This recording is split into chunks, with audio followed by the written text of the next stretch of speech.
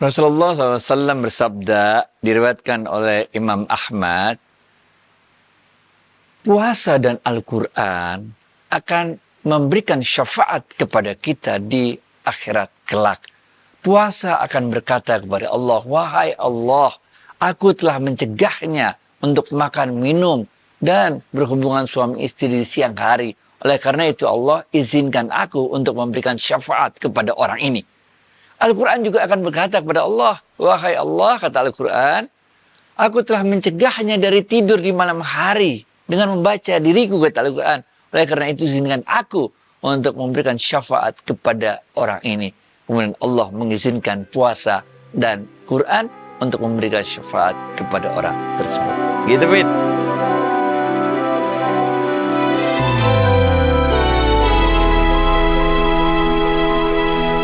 Assalamualaikum warahmatullahi wabarakatuh, sahabat Smart Skill School.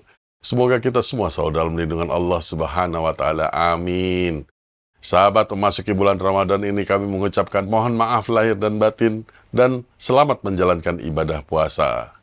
Dan jangan lupa nih baru nih Smart Skill School mengeluarkan mug eksklusif cantik. Waduh, sehat, berkah, bahagia. Amin.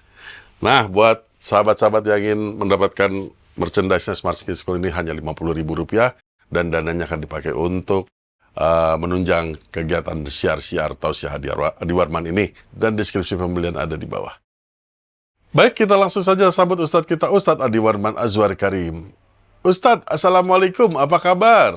Waalaikumsalam warahmatullahi wabarakatuh. Sehat, berkah, bahagia. Ya Allah, amin. Ini kita udah Ramadan. Allahumma barikana fi Rajab wa Sya'ban wa balikna Ramadan. Amin. Amin. Ini tahun ketiga, Ustadz. Jadi untuk ketiga kalinya kita berbicara mengenai persiapan Ramadan memasuki bulan puasa ini. Tapi nggak apa, Ustadz. Sekali lagi, lebih dalam lagi. Bagaimana persiapan puasa kita? Masya Allah, Masya Allah. Iya, pada tahun-tahun sebelumnya, dan kita udah bahas gampang sekali, yang membatalkan puasa cuma ada 3. Ini mah gampang banget, udah nggak? Jangan makan, jangan minum, jangan hubungan suami istri di siang hari. Selesai, bener nggak? Tapi ada yang lebih tinggi dari itu. Yang diharapkan oleh Allah, yang diharapkan oleh Rasulullah SAW adalah kita tidak sekedar meninggalkan 3 hal yang membatalkan puasa itu. Tapi Rasulullah SAW mengatakan dalam sebuah hadis yang diriwayatkan oleh Imam Dailami, nah ini, Rasulullah SAW ada 5 perkara yang bisa merusak pahala puasa kita. Nah, jadi kita mau naik satu tingkat di puasanya. Kita ingin bukan sekedar puasanya nggak batal, tapi kita ingin juga agar pahala puasa kita tidak rusak. Apa 5 hal tersebut? Rasulullah SAW mengatakan yang pertama, berbohong. Berbohong tidak membatalkan puasa, tapi berbohong akan merusak pahala kita. Yang kedua, kata Rasulullah SAW, menggunjing atau ghibah. Ghibah ini nggak batalin puasa, tapi apa artinya kita puasa kalau ghibah? Bahkan dalam ilmu tasawuf disebutkan, ghibah ini lebih berat dosanya daripada zina. Karena zina kita cukup taubat kepada Allah, selesai. Sedangkan ghibah, walaupun kita udah taubat kepada Allah, kita harus minta maaf kepada orang yang kita gibahi. Yang ketiga, yang merusak pahala puasa adalah mengadu domba. Ini lebih berat lagi nih, orang kita adu domba biar berantem. Yang keempat adalah memberikan sumpah palsu. Nah, ini juga bahaya. Udah bersumpah, tapi ternyata sumpahnya sumpah palsu. Dan yang kelima, kata Rasulullah SAW, adalah memandang dengan pandangan penuh syahwat. Kalau kita berhubungan suami istri di siang hari, membatalkan puasa. Tapi sekedar melihat dengan syahwat aja akan membatalkan pahala puasa kita. Nah, itu sebabnya kita harus jaga, jangan sampai kita capek-capek. Ini ada hadisnya, Rasulullah SAW mengatakan, kam min sha'imin, berapa banyak orang-orang yang berpuasa enggak dapat apa-apa kecuali illa ju'i wal atos, kecuali lapar dan dahaga saja. Gitu, Fit. Nah, ini Ustadz, gimana nih caranya nih di dalam tahun politik yang panas seperti ini ya, saling menuduh kecurangan dan kemudian demo dan juga hoax bertebaran di mana-mana. Itu rasanya miris sekali kalau kita berpuasa dalam kondisi seperti ini, Ustadz. Ini saat yang tepat sebetulnya. Ini saat yang tepat untuk menghentikan itu semua. Benar nggak? Udah berhenti, ini Ramadan, udah selesai, udah nggak? Karena kita harus mencegah diri kita dari rusaknya pahala puasa kita. Yang beredar banyak tuh, teman-teman macam-macam dah. Di WA grup tuh, itu banyak potongan video yang tahun kapan. Diedit, disambung-sambung, dikasih narasi. Itu kan hoax. Hoax itu artinya berbohong. Padahal Rasulullah SAW tadi mengatakan dalam hadis riwayat Imam Dailami, 5 hal yang merusak. Pertama bohong. Lah itu udah bohong, bener gak? Di edit disambung-sambung segala macam, bener gak? Kedua, nggak boleh ghibah, nggak boleh menggunjing. Lah, itu yang banyak beredar di segala macam. Ghibah, menggunjing. Yang nggak ada kaitannya dikait-kaitkan, bener gak? Yang ketiga, kita nggak boleh ngadu domba. Lah ini kita sengaja ngadu domba biar yang satu marah sini. Waduh, kacau ya. Yang keempat, kita nggak boleh mengada sumpah palsu. Lalu kita buat narasi-narasi demi Allah, Masya Allah, astagfirullahaladzim. Yang kelima, ini memang nggak ada kaitannya, memandang dengan penuh syahwat. Jadi, udahlah ini bulan Ramadan, jaga diri kita. Udah ada mekanismenya semuanya. Kalau memang kebenaran, ya kebenaran. Angkat kebenaran tersebut, salurkan melalui mekanisme yang ada. Tapi janganlah kita nyebar-nyebarin ke WA grup, kemana, sesuatu yang bahkan kita sendiri tahu sebetulnya, pembuatnya itu tahu persis bahwa itu adalah editan dari sana-sini digabung-gabung untuk manas-manasin masyarakat. Gitu, Fit. Nah, saatnya ada juga nih teman-teman yang senang sekali turut menyebarkan berita-berita yang dia nggak tahu kebenarannya, baik benar atau nggak salah. Yang penting ikut terlibat di dalam berita ini gitu, menjadi keren. Fear of missing out. Itu salah satu tekniknya. Bener gak ya? Udah disebarin baru nanya bener gak ya? Lo kok nanya ke orang lain? Mesti nanya sama orang yang ngirim dia pertama kali dong. Coba ini bagaimana? Bener. Jangan. Nanti kita ikutan menyebarkan ghibah tersebut. Sedangkan ghibah itu dalam ilmu tasawuf itu berat sekali dosanya. Karena dibandingkan dengan zina, tadi kita udah bahas kan. Zina itu kita taubat kepada Allah, selesai. Tapi kalau ghibah, selain taubat kepada Allah, kita harus minta maaf kepada orang yang kita ghibahi tersebut. Nah, jadi udahlah di bulan Ramadan ini kita coba sucikan hati kita, bersihkan hati kita. Kita manfaatkan sebetul-betul bulan Ramadan ini bukan sekedar untuk menggugurkan kewajiban kita berpuasa, meninggalkan 3 hal yang membatalkan puasa, tapi kita juga coba menghindari 5 hal yang dapat membatalkan puasa kita itu, bahkan lebih dari itu, yaitu kita lakukan puasa kita ini dengan, ini hati-hati dikit ya, memasukkan ruhnya Allah ke dalam diri kita. Oke, ini adanya di dalam kitab Futuhatul Makkiyah yang ditulis oleh Ibnu Arabi. Oke, beliau menjelaskan sebetulnya sebuah hadis yang ini hadisnya ada di Bukhari Muslim. Rasulullah SAW ini mengatakan bahwa Allah berfirman, bahwa setiap amal ibadah anak cucu Adam itu adalah buat mereka. Aku akan balas dengan balasan 10 kali lipat tiap satu kebaikan, bahkan sampai 700 kali lipat. Kecuali amalan puasa. Amalan puasa untukku, kata Allah. Dan akulah yang akan membalasnya. Potongan hadis itu oleh Ibnu Arabi diberikan penjelasan panjang lebar di dalam kitab Futuhatul Makkiyah tersebut. Apa kata Ibnu Arabi? Ibnu Arabi mengatakan bahwa sebetulnya sifat manusia itu, kalau kita masih ingat ya, kita balik dikit ya, bahwa dalam diri manusia itu ada 3 hal, jasad, nyawa, dan ruh.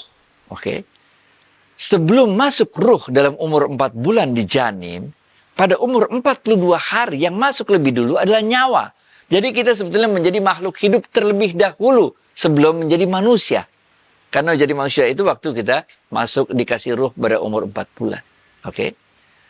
Sehingga ketika jasad dan nyawa itu bersatu menjadi makhluk hidup, maka sifat manusia itu adalah, atau sifat makhluk hidup adalah untuk bertahan hidup dan berkembang biak. Bertahan hidup itu artinya dia perlu makan, dia perlu minum. Berkembang biak itu artinya dia perlu menyalurkan syahwatnya kepada istrinya supaya punya anak beranak. Nah, ini sifat makhluk hidup. Oke. Ibnu Arabi mengatakan puasa itu bukanlah sifat manusia sebetulnya. Karena sifat manusia yang asasi itu adalah makan, minum, hubungan suami istri. Supaya bisa bertahan hidup dan berkembang biak. Puasa itu adalah sifatnya Allah. Ini kata Ibnu Arabi.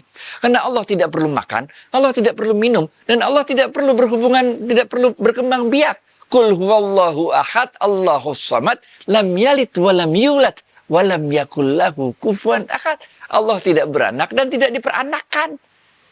Jadi puasa itu, 3 hal yang membatalkan puasa itu adalah sifat-sifatnya Allah. Allah nggak perlu makan, Allah nggak perlu minum, Allah nggak perlu anak pinak. Ya. Itu sebabnya kemudian Ibnu Arabi mengatakan, karena puasa itu adalah sifat-sifatnya Allah, dan manusia yang sebetulnya makan, minum, dan beranak pinak itu adalah sifat-sifat manusia, ini bisa kita tahan dengan puasa, maka Allah akan memasukkan kita ke dalam dirinya. Ini kata Ibnu Arabi. Artinya, itu tadi, bahwa hati kita, kalau bahasa yang lebih gampang ya, hati kita itu bersih sehingga bisa memantulkan nurnya Allah, sehingga orang-orang sekitar kita melihat kita bercahaya, memancarkan nurnya Allah. Kalau dalam bahasa yang lebih gampang, bercahaya memancarkan nurnya Allah itu diri kita menjadi memancarkan akhlakul karimah, akhlak yang baik, sehingga orang-orang melihat kita seperti melihat perwujudan dari sifat-sifatnya Allah yang maha rahman, maha rahim, maha kaya, maha memberi, semuanya itu. Nah, inilah sebetulnya yang disampaikan oleh Ibnu Arabi menjelaskan hadis yang sangat terkenal tersebut. Sehingga mudah-mudahan dengan demikian, memang puasa ini berat. Itu sebabnya Allah mengatakan, untuk puasa, untukku, kata Allah. Karena memang ini adalah sifat-sifatnya Allah. Baik itu, Yufid. Nah, Ustadz, pertanyaan sahabat nih begini. Bagaimana kalau dia dalam puasa nggak sengaja dia ngomong, waduh, lapar juga ya. Dan yang kedua adalah bagaimana kalau sahabat memilih untuk melakukan tarawih berjamaah bersama keluarga saja di rumah. Ya, yang pertama, kalau ngeluh lapar biasalah dulu waktu kita SD juga kan. Boleh gak buka jam 12, bener ya? Ya, kecuali kalau dia lupa. Ini ada hadisnya, Bukhari, Muslim, komplit, hadisnya sahih banget. Bener. Siapa-siapa yang lupa ketika berpuasa sehingga dia makan, kemudian dia ingat, ya terusin aja puasanya. Nggak apa-apa, itu mah emang rezeki dari Allah, bener ya? Tapi jangan nggak pura-pura lupa. Kalau pura-pura lupa, nggak bener. Sedangkan untuk pertanyaan yang kedua, mengenai salat tarawih, baiknya di masjid rame-rame, baiknya di rumah sama-sama dengan keluarga, atau di masjid rame-rame, itu tergantung pertimbangan-pertimbangan masing-masing keluarga, yang masing-masing keluarga punya situasinya sendiri-sendiri. Kalau yang mau di masjid bagus, ada dengar ceramah segala macam. Mau yang di rumah juga boleh. Kalau boleh sih nambahin dikit, bener gak? Apakah mau yang di masjid? Karena di masjid itu bagus juga, kita silaturahim dan nggak menimbulkan fitnah. Karena kadang-kadang tetangga jadi ngomongin kita, itu si bapak itu kok nggak pernah kelihatan sholat tarawih ya di masjid, bener ya? Jadi sebaiknya kita masjid juga untuk mendapatkan silaturahim dengan tetangga dan sebagainya, dengan jamaah masjid lainnya. Tapi sih kalau boleh pas udah pulang ke rumah, bener gak? Tambahin dah di rumah, bener ya? Karena sholat malam itu, sholat tarawih itu merupakan bagian dari sholat malam, oke? Sehingga kalau boleh lah, tambahinlah di rumah. Apakah ditambahin di rumahnya mau barengan sama keluarga, boleh. Atau mau tambahinnya di rumah sendiri-sendiri, juga boleh. Rasulullah SAW, namanya juga Rasulullah SAW, apa-apa yang beliau lakukan, sahabat ngikutin semua. Itulah yang terjadi dengan sholat tarawih di zaman Rasulullah SAW. Rasulullah SAW ke masjid, sholat tarawih, orang ngikutin belakang. Makin lama makin rame yang ngikutin jamaah.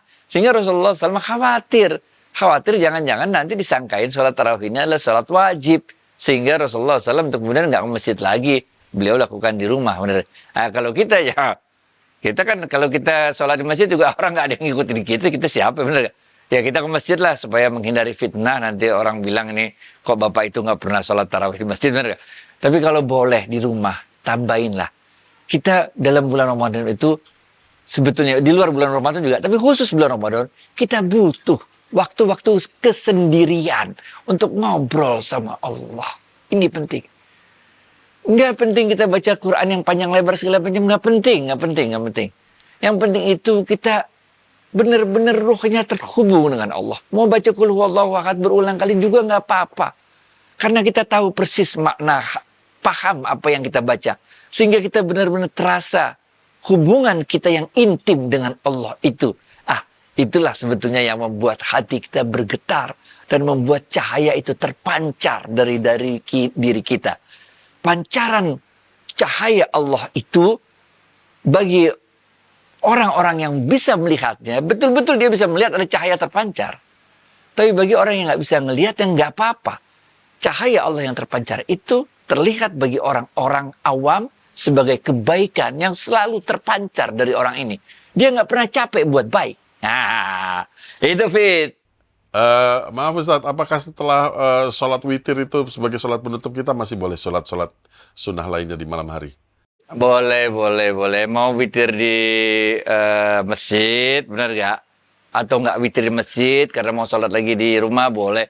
Atau di masjid udah witir, di rumah kita tambahin lagi, boleh. Bismillah.